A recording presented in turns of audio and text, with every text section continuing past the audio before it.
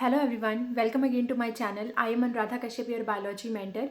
Today in this video, I am going to share a topic about the terminology of the genetics, right? You all know very well that genetics is a very big unit and as well as very toughest unit of your syllabus. So before go in deeply into the unit, we are talking about all the terminology which are related to your chapter. There are a lot of scientists which are mentioned in your chapter, but before discussing all the scientists, all the theory subject of your unit, we are discussing about the terminology. Once your terminology will be clear, then this chapter will be very easy for you, right? So let's start with the topic that first of all we have to know actually that genetic is divided into two parts. One is your Mendelian genetics and the second one is non-Mendelian genetics. Mendelian genetic is related to the scientist that is Mendel, right? It is also known as the classical genetics because all the terminology related to your classical genetics belongs to the Mendel, right? Because Mendel is the scientist, or we can say Gregor John Mendel is the scientist who is responsible for classical genetics. There are a lot of terms related to your syllabus related to your genetics, in which we will see that how one term related to another term, right? So it is very important. So let's start with the topic. First of all, there is one scientist that is Gregor John Mendel, and he is known as the father of genetics. But as I told you that there are two units. One is two dividation of the unit. One is your classical or Mendelian genetic, and the second one is your non-Mendelian genetics. So classical genetics, the like we can say the complete classical genetic is related to your Gregor John Mendel. So that's why he is also known as the father of genetics, or father of Mendelian genetics, or father of classical genetics, right? But there is modern genetic also. Modern genetic, the father of the modern genetic is Batson. Batson is known as the father of modern genetics, right? There are a lot of terminology. First term we will discuss about the first terminology, that is about the gene, right? So what is the gene actually? So you all heard about the DNA. DNA is actually what it is present in the nucleus of the cell, right? There is a cell, and the cell is a basic unit of the life, we all know, and that's why cell is composed of two things. One is your cytoplasm and the second one is your nucleus, right? Nucleus is the main part of the cell where DNA exists. DNA is the main hereditary material which goes to the next generation during the, we can say, during reproduction. The combination which comes from the mother and comes from the father is due to the DNA. But what about the DNA? DNA is actually the double stranded genetic material. But what is a gene actually? Gene is a functional segment of the DNA. DNA is very large. We can say 2.2 meter is the size of DNA per cell. But if we talk about the gene, so gene is a functional segment of the DNA. Mendel does not about the gene. He says that there is something which goes to the next generation, which pass on to the next generation, and due to which characters are passed towards the next generation, right? And this something is called as factor. Mendel was the first scientist who said that gene is actually factor. Now we know that factor is the gene, but at that moment scientist Gregor John Mendel said that there is something which passed to the next generation, and that is your gene. Clear? So gene is basically the functional segment of your DNA. Clear? Now there is second we can say second term we call as allele, right? Allele is basically what let's see. There is a homologous chromosome in your DNA. Actually we all are human and we have 46 chromosome in a cell, right? So 46 chromosome in a cell. So 23 chromosome comes from the parent, father, like we can say father, and 23 chromosome comes from the mother, right? So 23 chromosome comes from mother, 23 chromosome comes from the father, and all chromosome are similar to each other. Like if chromosome number 1 comes from father, then chromosome number 1 also comes from mother. So chromosome number 1 of father and chromosome number 1 of mother are the homologous pair of the chromosome, right? Now chromosome number 2 comes from father, chromosome number 2 comes from mother. So chromosome number 2 of both mother and father are the homologous pair of each other. That's why there are 23 pair, actually 23 pair, in which one set of chromosome comes from the father and one set of chromosome comes from the mother. That's why we say that if there is only one set of chromosome, it is known as haploid set of chromosome, right? And if both set of chromosome comes from different parents, comes from mother and father, then it is known as a diploid organism. So all the human are diploid organism, because in the human one set comes from the father and one set comes from the mother. So 23 comes from father, 23 comes from mother. That's why in a single human cell there is 46 chromosome in the nucleus, which exists in the form of the DNA, right? DNA is actually when get condensed or packaged in a very highly coiled form, then it leads to the formation of chromosome. So in a single cell there are 46 chromosome, in which first 22 chromosome pair are known as autosome, and the last one chromosome pair is known as a sex chromosome. If you are a girl, then the chromosome pair will be XX, and if you are a boy, then the chromosome pair will be XY. I hope this is pretty much clear to you. So now the next terminology will be the allele, which I am going to discuss.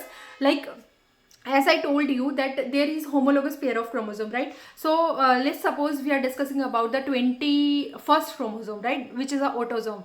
21st chromosome, one pair of chromosome, one chromosome comes from father, right? 21st number chromosome comes from father, and 21st chromosome number comes from mother. So they form homologous pair of chromosome.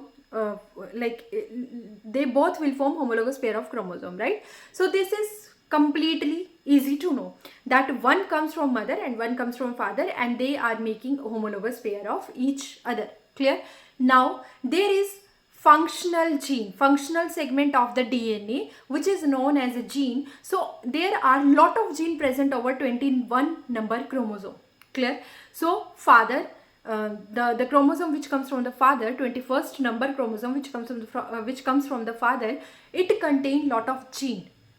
There are lot of functional segment of the DNA which codes for something. That's why it is known as a gene. So suppose we are supposing that on the chromosome number 21st there are hypothetically 5 genes. We are just considering it that there are hypothetically 5 gene. Clear? So at the location where the gene is present, where the functional segment of the DNA is present, that is known as locus. Clear? There is another term, that is locus. So basically, what is locus? The chromosome number which comes from father, there is a functional segment of the chromosome, functional segment of the DNA, which is known as a gene, and that gene is present at a location, and that location is known as locus on that chromosome. So if there is one gene which is present at a particular position in your chromosome, and that gene is that location is considered as a location of that particular gene, so that's why that location is called as loci, or we can say locus of that gene. Clear? But what about the mother? Mother also carry the same gene. Because they both are the homologous pair of chromosome of each other, right? So mother also carry the same gene. So the position of the this was a functional segment of the father gene, and this is a functional segment of the mother gene, and this gene both are equally same. Means both are coding for the same thing. Like suppose this gene is coding for the eye color, so the functional segment of the DNA which present at the same location in the mother chromosome at a 21st number chromosome, so that also code for the eye color. Clear? That also code for the eye color. So this is the thing which I am going to say, that this location is known as a gene. This location is known as a locus, and the functional segment which are going to code something, that is known as a gene. But what about the variations? We all know that there are a lot of variation in the organism, children are different from their parents, children are different from their siblings. So what is the reason behind the variations? So actually, as I told you, that there is location of gene which code for the eye color, but there are lot of colors. the eye color can be red, the not common actually. Eye color can be black, can be brown, can be blue, can be greenish, right? So these are the variations. These are the variations which are known as variant or trait. Clear? So the gene, suppose this is the gene which is present over this is the gene which is present over homologous pair of chromosome of 21st chromosome, right? This is the gene which code for the eye color. Now this color coding gene comes from the father, and this codes for suppose black color, right? But the gene which comes from the mother, the gene which comes from the mother at the same location of this gene, at the same location of this gene at the homologous pair of chromosome, but this gene codes for blue color. Clear? This gene codes for blue color of eye, and this gene codes for black color of eye. This gene comes from the father and this gene comes from the mother. Both the genes are homologous. Both the genes are situated on the homologous pair of chromosome, that is on the 21st chromosome number. Clear? But this codes for black and this codes for blue. Now what is the color which will go into the next generation, or the color which will be expressed in the next generation? It depends upon the dominancy of the gene. So as I told you, the color code, or we can say the character, that color blue, that eye color is coded by the gene. So gene is responsible for character. Gene is responsible for regulating the character, that is eye color. But what will be the color? Either black or either blue. It is representing, or it is regulating by the allele. So basically what? Allele is responsible for controlling the trait or the variant, and gene is responsible for controlling the character. Character is basically what? It is the eye color. But variant is basically what? It is a blue color or black color. Now what color will be expressed in the next generation? It will depends upon the dominancy of the allele. Suppose there is one person is tall, like father is tall and mother is short in height. Clear? And the gene situated at the 21st chromosome, again I'm telling about it hypothetically, that the height character or the height coding gene is present over the 21st number of photosome in the male, in the mother or in the father. Clear? But what will be the expressing in the next generation? It depends upon the dominancy. Suppose the tall height is the dominant. So the allele which comes from the father, the gene which is expressing the height trait, the gene which is expressing the height character is present at a locus on 21st number of photosome in the parent, in the male, in the mother, in the father, right? But at the same location there is another gene which is completely, we can say, which is also coding for the height character. But there is allele, there is a variation. One is coding for tall height and one is coding for short height.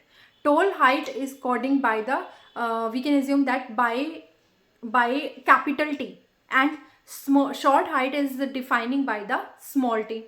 Clear? So there is two variant, there is two allele, one is capital T, one is small t. So the character which is expressed itself into the next generation, it will be the dominant, and the character which is not expressed into the F1 generation, it is known as the recessive character. So here tall height is the dominant character and short height is the recessive character. So again, there are lot of things, lot of terminology are clear to you. First is what is a gene, second what is your DNA, third what is allele. Allele is actually which controlling the trait or the variant, and fourth is dominant, and the fifth one is the recessive character. The character which are going to express itself, it is considered as a dominant, which is normally express itself into the F1 as well as F2 generation. But there is another we can say there is a recessive character which are going to express itself into the F2 generation, not in the F1 generation, due to the presence of the dominant allele. Clear? Now as I told you that there is one allele which is considered as a capital T and one allele which is considered as a small t. When they combine with each other, then they are going to represent a genotype. Now, what is the genotype? There is a trait, there is a character which are going to express itself.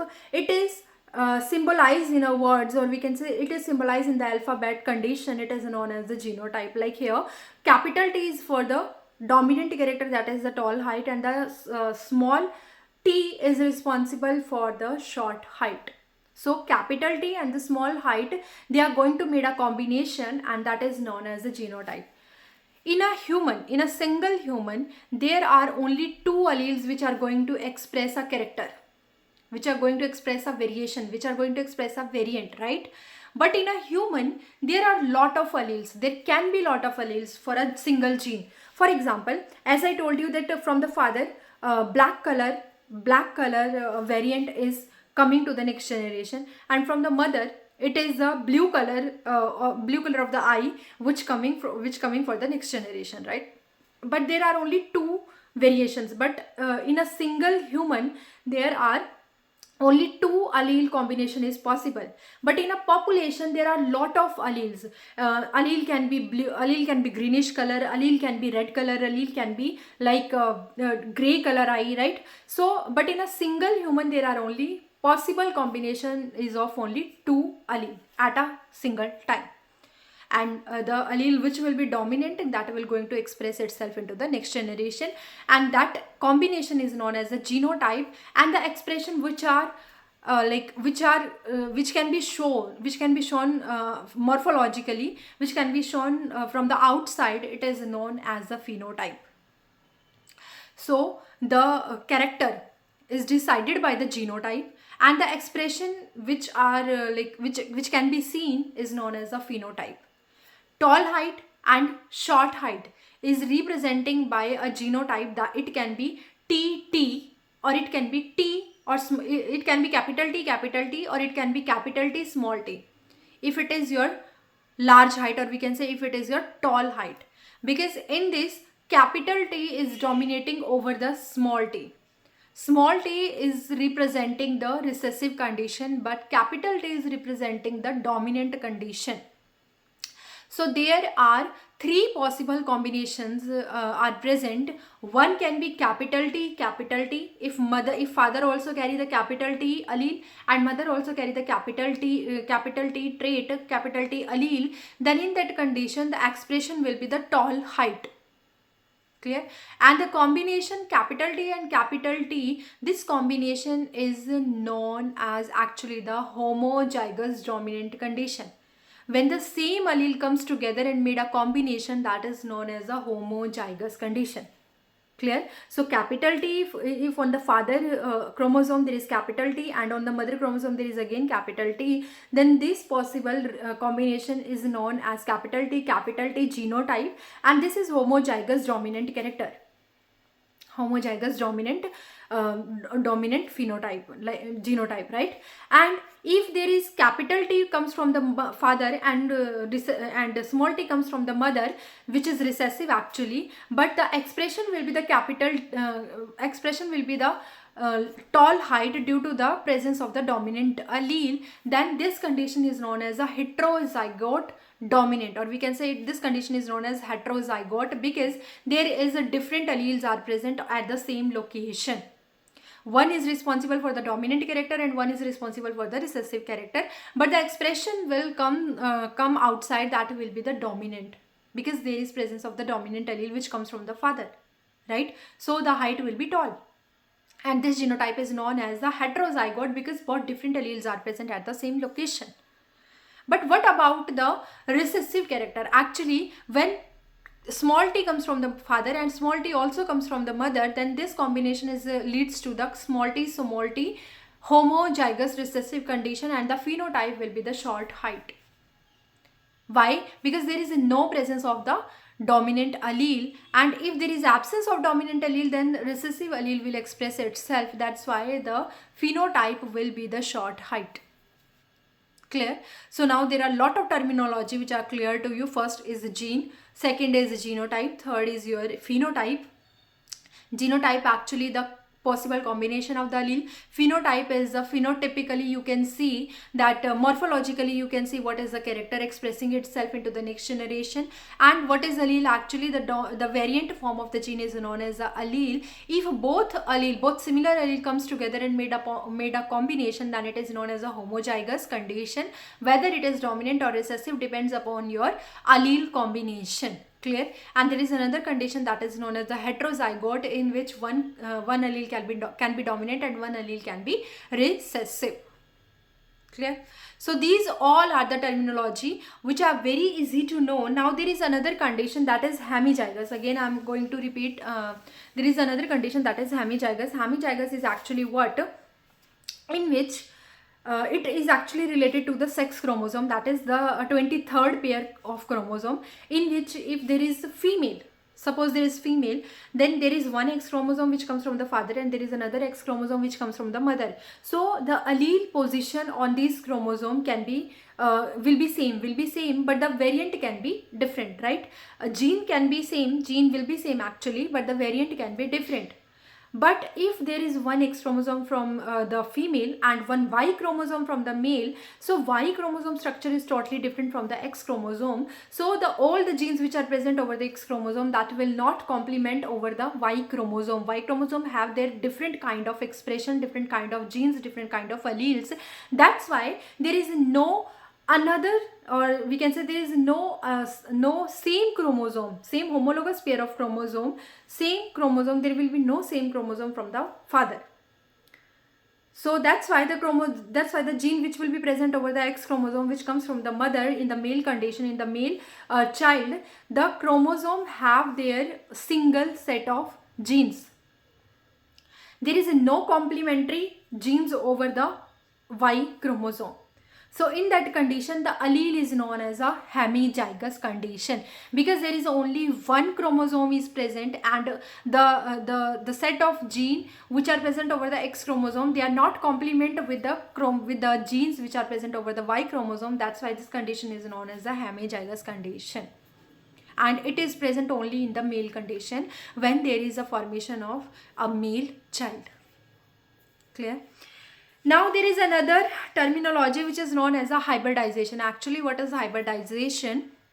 When we are going to mix a superior trait by our own choice, or we want to make a true line, pure line, we want to make a pure line. So in that condition, we are going to hybridize. We are going to mix the two characters which are superior to each other, and then they will express itself into the next generation. We are going to make a hybrid. We are going to make a mix of the two we can say two parent in the for the next generation, which are superior to their actually their original offspring, right? So this is all about your word. This is all related to hybridization concept. Basically, it is a mixing of the superior trait which are going to express itself into the next generation. Now, as I told you that Mendel is the father of the classical genetics. So he performed different experiment. Actually, he worked over the P, that is the Pisum sativum. Over the Pisum sativum, he worked for 7 years in the from the 1857 to 1857 to 1863, and he chose pea plant because it is very easy to, like we can say, easy to handle the pea plant, and we can study a lot of generation of the pea plant because its lifetime span is less, right? And in that condition, he choose 14 different varieties of the pea plant, and these 14 varieties contain 7 contrasting traits. That is, if one is tall, the second one is short in height. If one have flower purple in color, so another have flower white in color. If one have inflated pod means completely open pod, and the next contrasting trait will be constricted pod, right? So there are 7 characters which he was going to study, and from that he performed a lot of experiment and a lot of crosses. So when he was performing experiment over by choosing only a single trait For example, tall height and short height, when he was performing experiment for a single trait, then it was a monohybrid cross, in which he chose only one trait, or we cannot say one trait actually, he chose only one character, that is the height of the plant. Clear? And the allele for the height of the plant was one was responsible for the tall height and one was responsible for the short height. And the genotype, or we can say the allele, symbolized by the capital T and the small t. Capital T was the dominant and the small t was the recessive, and the capital T was going to express itself into the next generation, and the small t was not responsible for expressing itself into the next F1 generation. So he performed an experiment by choosing one character, that is known as the monohybrid cross. But when he choose two or more than two crosses, we can say only two when we discuss about only the two character. So when he choose two character and cross them with each other at the same time, then it is known as a dihybrid cross. For example, he chose the seed shape as well as the height of the plant of the Pisum sativum at the same moment, then it is known as a dihybrid cross. And when he took three character at the same time, then this cross is known as a trihybrid cross, and so on. So there were lot of results he calculated actually. He used the statistical analysis for performing his experiment and use mathematical tools to express itself, to express their data for the next generation. That's why it becomes very we can say very reliable actually. It becomes very reliable actually. The result was very confidential, we can say very true. The result was very true and very good in that condition. Why? Because he chose mathematical tools actually. So this was a monohybrid cross, and that was a dihybrid cross which was performed by the Mendel. But luckily he was a person who chose a trait, who chose a character which was not linked to each other. That's why he was able to give the law that is known as the law of independent assortment. According to this law, when the two character you are going to choose and you are going to study the two character at the same time, they were not blending with each other, they are not going to mix with each other, they are totally segregated with each other. That's why they are going to express itself to the next generation in a single cross and without blending with each other. That is known as independent assortment. But this law is not universal, because we all know at that time there is a linkage concept comes into the picture. Linkage is a topic which is very important, because independent assortment is not universally accepted. There are two characters if we are going to study, then there is a possibility that they are linked to each other, and that's why they can mix with each other, which was not proved by the Mendel in the classical genetics. Clear? So now there is another time which is we can say there is another terminology. So there is a test cross, right? There is a back cross and there is a test cross. So what is back cross and what is test cross actually? Suppose we are going to study a trait, that is the height. Clear? One character is responsible for the tall height and one genotype is responsible. Actually, genotype is responsible for the small height. Suppose capital T is responsible for the tall height and small t is responsible for the short height. When we are going to cross them, that is a monohybrid cross we are going to perform. In that condition, for the F1 generation, all the zygote, or we can say all the offspring will be capital T and the small t by the cross. You all know about the monohybrid cross in the genetics. So this is important, that after the crossing of the dominant parent with the recessive parent, we are going to find out the heterozygote. That is, one is capital T and one is a small t. This is the heterozygote. So if the heterozygote is again crossed with either of the parent, either your dominant parent or recessive parent, then it is known as a back cross. But if we are going to cross our F1 generation offspring with only the recessive parent, then it is your test cross. If we want to know the genotype of the F1 offspring and we are crossing the F1 offspring with only the recessive parent, then it is the test cross. But if we are going to cross the F1 offspring with either of the parent, then it is your back cross. So all the test cross are the back, all the test cross are the back cross, but all back crosses are not the test cross. This is very important. All the test cross are the back cross, but all the back crosses are not the test cross. There is another terminology that is known as a reciprocal cross, in which if we are interchange the male and female genotype, suppose capital T and capital T is a male parent and the small t is a female parent, right? And we are going to perform the monohybrid cross between them, and the F1 offspring will be what? F1 offspring will be capital T and the small t. Clear? But now if you are interchange the parent, like capital T will be the mother, and the capital and the small t will be the father, then the cross is known as a reciprocal cross, because you are going to interchange the parents. That's why it is known as a reciprocal cross. Clear? And all the crosses and all the results of the crosses are expressed by the Punnett square. Reginald Punnett was a scientist who described that if we are going to make a crosses, we are going to make a lot of results. In that condition, you have to keep them safely. There should be no confusion when you are making the crosses, right? That's why he gave a Punnett square. He gave us a checkerboard in which one horizontal side is responsible for the male or female gamete, and another vertical side is responsible for again the male or the female genotype, and now you are going to cross with each other. In this checkerboard, you can see there are a lot of genotype. For the monohybrid cross, you will get only 4 boxes in which you will get all the heterozygote. If you are performing a cross between the dominant parent, homozygous dominant parent, and the homozygous recessive parent, then you will get F1 offspring will be the heterozygote in the 4 checkerboard, and the monohybrid cross data will be 3:1. ठीक है? Phenotypic ratio will be 3:1 according to Mendel genetics, and the genotypic cross will be 1:2:1. Clear? But we all know till now that there is another concept about the incomplete dominance or the codominance. That's why again the law of dominance is not universally accepted.